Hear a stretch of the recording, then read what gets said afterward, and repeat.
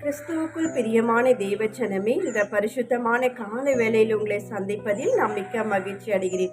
நம்முடைய ஆண்டவராகிய இயேசு கிறிஸ்துவின் நாமத்தினாலே உங்களுக்கு நன்றியும் வணக்கத்தையும் தெரிவித்துக் கொள்கிறேன்.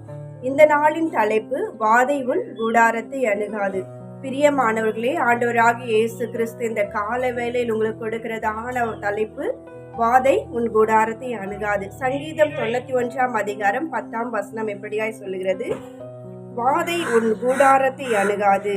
ஆமீன். பிரியமானவர்களே, இந்த காலத்தில் நாம் பார்க்கும்போது அநேக குடும்பங்களில ஏதோ ஒரு வியாதி, ஏதோ ஒரு பலவீனம். இன்றைக்கு யாருமே என்னுடைய சரீரம் சுகத்தோடு இருக்கிறது என்று சொல்வதில்லை. எனக்கு கூட ஃபோன் கால்ஸ் வருகிறது, எல்லாருடைய சரீரத்தில் ஏதோ ஒரு பலவீனம், ஏதோ ஒரு வியாதி. இதிலிருந்து ஒரு விடுதலை வேண்டும் என்பதாக தான் அநேக ஜனங்கள் போராடி கொண்டிருக்கிறார்கள். பலவீனத்தின் நிமித்தமாய் வியாதியின் மத்தியில போராடி கொண்டிருக்கு. யாரை பார்த்தாலும் sugar, BP, thyroid, heart problem என்று, சிறுநீரக பிரச்சனை என்று பலவித பிரச்சனைகள் தன்னுடைய சரீரத்தில் சொல்லி வருகிறார்கள். இந்த பிரச்சனையிலிருந்து ஒரு விடுதலை வேண்டும் என்பதற்காக ஜெபிக்க சொல்லி போன் கால்ஸ் அப்படியாகத்தான் வருகிறது. அப்படியாகத்தான் எல்லாருடைய சரீரத்திலும் ஏதோ ஒரு வியாதி, பலவீனம் அழுத்தி கொண்டிருக்கிறது.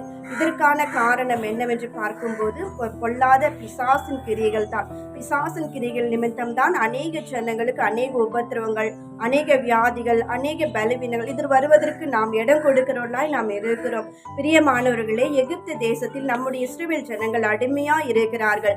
அந்த இடத்துல தான் ஆண்டவர் 10 வாதைகளை அனுப்புகிறார். மோசேயும் ஆரோனையும் கொண்டு அந்த எகிப்து தேசத்துல அநேக அற்புதங்களையும் அதிசயங்களையும் செய்கிறார். அத்தனை 9 வாதைகளை அனுப்பி கூட பார்வோனுடைய இருதயம் கடினமாகவே இருக்கிறது. 10வது வாதையாக சங்கார தூதனை ஆண்டவர் அனுப்புகிறார். பாருங்கள் பிரியமானவர்களே, ஆண்டவராகிய தேவன் எப்படியாக தன்னுடைய இஸ்ரவேல் ஜனங்களை அனுப்பிவிட வேண்டும் என்பதற்காக அந்த எகிப்தில் இருக்கிற தலைச்சன் பிள்ளைகள் எல்லாரையும் சங்கரிக்கும்படியாய், அதாவது பார்வோனுடைய தலைச்சன் பிள்ளை முதற்கொண்டு அவன் காவற்கிடங்களில் இருக்கிற அவர்களுடைய தலைச்சன் பிள்ளைகள், மிருக ஜீவனுடைய தலைச்சன் பிள்ளை எல்லாரையும் சங்கரிக்கும்படியாய் தேவன் கட்டளையிடுகிறார். ஆனால் இஸ்ரவேல் ஜனத்தாருடைய தலைச்சன் பிள்ளைகளையோ ஒரு நாளும் தேவதூதன், சங்கார தூதன் அவர்களை அழிக்காதபடிக்கு அவர்களை காவல் காக்க வேண்டும் என்று ஆண்டவர் தாமே தீர்மானிக்கிறார். ஆகையால தான் ஆண்டவர் என்ன செய்கிறார், அந்த 10வது வாதைக்கு அந்த இஸ்ரவேல் ஜனங்கள் தப்பித்துக் கொள்ளும்படியாக பஸ்கா பண்டிகையை ஆசரித்து ஒரு பழுதற்ற ஒரு ஆட்டுக்குட்டியை, அதுவும் 1 வயதுள்ள செம்மறியாடாவது இருக்கட்டும், வெள்ளாடாவது இருக்கட்டும், எந்த ஆடு இருந்தாலும் பரவாயில்லை என்று அந்த ஆட்டினுடைய பலியிட்டு அந்த ஆட்டினுடைய ரத்தத்தை எடுத்து இஸ்ரவேல் ஜனங்கள் வீடுகளில் நிலைக்கால்கள் 2 பக்கத்திலும் மேற்சட்டத்திலும் அந்த ரத்தத்தை தெளிக்கும்படியாய் கட்டளையிடுகிறார். ஏனென்றால் சங்கார தூதன் கடந்து வந்து சங்காரம் பண்ணுகிற போது இஸ்ரவேல் வீட்டில நுழைந்து தலைச்சன் பிள்ளைகளை சங்காரம் பண்ணாதபடிக்கு அவர்களை காவல் காக்க வேண்டும் என்பதற்காக அந்த ரத்தத்தை பார்த்த உடனே அந்த சங்கார தூதன் அந்த வீட்டை கடந்து சென்று விடுவான். இஸ்ரவேல் வீட்டாருடைய பிள்ளைகள், தலைச்சன் பிள்ளைகள் எல்லாம் ஆண்டவரால் காக்கப்படுகிறார்கள். இப்படியாய் பிரியமானவர்களே, கர்த்தருடைய ஒருபோதை விடுவதில்லை. நம்முடைய பாவங்கள், நம்முடைய அக்கிரமங்கள் மிகுதியாலும் கூட ஆண்டவர் தாமே நமக்கு மனமிறங்குற தேவனாய் இருக்கிறார். ஏன் நம் குடும்பத்தில் வாதை வருகிறது, ஏன் நம் குடும்பத்துல மாத்திரை இப்படி நடக்கிறது, ஏன் என்னுடைய சரீரத்துல மாத்திரை இப்படி வியாதி வருகிறது, இந்த பலவீனம் வருகிறது, எனக்கு எப்படி இந்த வியாதி வந்தது என்றே தெரியவில்லையே என்று அநேக உள்ளங்கள் நீங்க கேள்வியோடு தான் இருக்கிறீர்கள். பிரியமானவர்களே, வாதை வருவதற்கு காரணம் நம் குடும்பத்தின் வாசலுக்குள்ளாகவே வாதை நுழையவே கூடாது. வாதை என்பது உள்ளே வராதபடி அது தடையாய் நிற்க வேண்டும் என்றால், எப்படி இஸ்ரவேல் ஜனங்களுடைய வீட்டின் நிலைக்கால்களில் ஆட்டுக்குட்டியினுடைய ரத்தத்தை பார்த்து சங்காரத்துடன் எப்படி அந்த இடத்தை விட்டு கடந்து போனானோ, அதே போல பொல்லாத பிசாசு நம்முடைய வாசற்படியில நிற்கும் போது ஆண்டவருடைய பிரசன்னத்தை அவன் உணர வேண்டும். இந்த வீட்டுக்குள் ஆண்டவர் இருக்கிறார், இதற்குள்ள அவனால் காலையை எடுத்து வைக்க முடியாதபடிக்கு நம்முடைய குடும்பத்துல, நம்முடைய வீட்டு வாசல்ல கூட அவன் நிற்க முடியாதபடி அக்கினி இறங்க வேண்டும். அக்கினி நம்மளுடைய குடும்பத்துல இருக்க வேண்டும். பரிசுத்த ஆவியானவர் நம் குடும்பத்துல இருக்கும் போது அப்பேற்பட்ட வாதியை கொண்டு வருகிற பிசாசு நம் வீட்டுக்குள்ள நுழையவே முடியாது.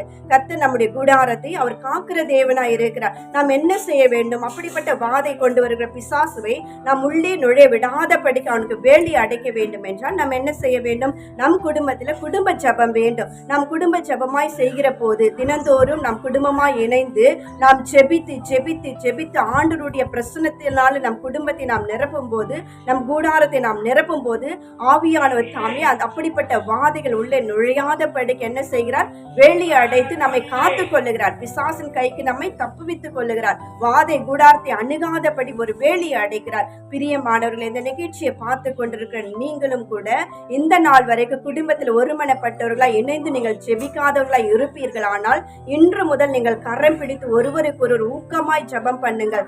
ஊக்கமாய் ஆண்டவரிடத்துல விண்ணப்பத்தை ஏறடுங்க. துதித்து ஜெபித்து பாடி ஆண்டவருடைய நாமத்தை நீங்கள் மகிமைப்படுத்துங்கள். அப்பொழுதுதான் வாதை வந்து நம் கூடாரத்தை அணுகாதபடிக்கு ஆண்டவர் காத்துக் கொள்வார். சங்கார தூதன் இஸ்ரவேல் தலைச்சன் பிள்ளைகளை அழிக்காதபடி எப்படி அவன் கடந்து போனானோ அதே போல பரிசுத்த ஆவியானவர் நம்மோடு கூட இருக்கும் போது வாதையில கொண்டு வருகிற சத்ரு நம் குடும்பத்துக்குள்ள நுழையாதபடி அவன் கடந்து செல்வான். பிரியமானவர்களே, இப்படியா உங்களுடைய இருதயத்தை இந்த நாளில நீங்கள் ஒப்பு கொடுத்து நீங்கள் ஜெபித்து பாருங்கள். உங்கள் சரீரத்தில் இருக்கிற வியாதிகள், பலவீனங்கள், நோய் நொடிகள் எல்லாவற்றையும் கர்த்தர் எடுத்து போட்டு உங்களுடைய சரீரத்துக்கு ஒரு சுகத்தை, பலத்தை, ஆரோக்கியத்தை கொடுத்து உங்களை ஆசீர்வதிப்பாராக. என்னோட இணைந்து ஜெபியுங்கள். கர்த்தர் தாமே பெரிய காரியங்களை செய்வாராக.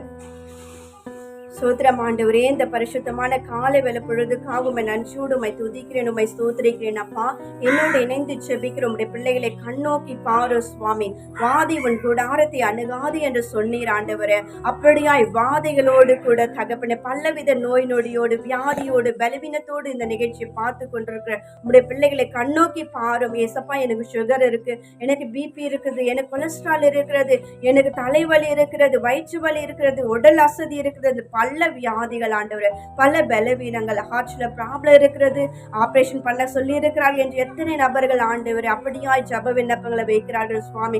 எத்தனை பேர் பிபி ப்ராப்ளம் இருக்கிறது, இதனால் எனக்கு பல விதத்துல டென்ஷனும், பல விதத்துல தலைவலி, இப்படியாய் கூட என் சரீரத்தை ஆக்கிரமித்து எனக்கு வாழவே பிடிக்கல என்று எத்தனை பேர் உள்ளங்கள் தகப்பனே தவித்து கொண்டிருக்கிறது. நீர் அது எல்லாவற்றும் நீர் கண்ணோக்கி பார்க்கிறீர் அப்பா. ஒவ்வொரு உறுப்புகளிலும், ஒவ்வொரு அவயவங்களிலும் நுழைந்திருக்கிற அப்படிப்பட்ட வாதையான பிசாசின் கிரியைகளை என் தேவன் இந்த காலவெல்ல நீங்க எடுத்து போடுங்க ஏசப்பா. இந்த நிகழ்ச்சியின் மூலமா அவருடைய சரீர உறுப்புகள் ஒவ்வொன்றையும் அடுக்க முடியல, படுத்தா தூக்கம் வரல என்று பல பிள்ளைகள் ஆண்டவர் தொலைபேசியில என்னோடு இணைந்து அப்பா ஜெபித்துக் கொள்ளும்படியே கேட்டிருக்க ஒவ்வொருவரும் நீ தொடுங்க சுவாமி. அவருக்கு நல்ல நித்திரையை கொடுங்க, அவருடைய சரீரத்தில் ஒரு பலத்தை கொடுங்க, ஆரோக்கியத்தை கொடுங்க சுவாமி. அவருடைய வழிகள் மறையட்டும், அவருடைய சரீரத்தில் இருக்க வியாதிகள் மாறட்டும் ஆண்டவரே. அவர் குடும்பத்தில் இருக்கிற வாதை வெளியே ஓடட்டும் இயேசுவின் நாமத்தினால. இந்த காலை வேளையில இந்த நிகழ்ச்சியை பார்க்க உங்களுடைய பிள்ளைகளை தொட்டு நீ சுகமாக்கி இருக்கிறீர். அதற்காக நாங்கள் நன்றி செலுத்துகிறோம். தொடர்ந்து உங்களுடைய பிள்ளைகளோடு உங்களுடைய கரங்கள் இருந்து அவர்களை காத்துக் கொள்ளும்படியா இயேசுவின் நாமத்தில் ஜெபிக்கிற நல்ல பிதாவே, ஆமீன். பிரியமானவர்களே, வாதை உன் கூடாரத்தை அணுகாது. ஆண்டவராகிய இயேசு கிறிஸ்து இந்த நாளில் உங்கள் குடும்பத்திலும் உங்களுடைய சரீரத்தில் இருக்கிற பொல்லாத வாதையை வெளியே துரத்தி உங்களுக்கு ஒரு ரட்சிப்பை கொடுப்பார். நீங்கள் தினந்தோறும் ஜெபிக்க தவறாதீர்கள். குடும்பமாய் ஜெபியுங்கள். குடும்பமாய் ஜெபிக்கும் போது வாதை நம் கூடாரத்தை அணுகாதபடி காத்துக்கொள்வாராக. ஆமீன். God bless you.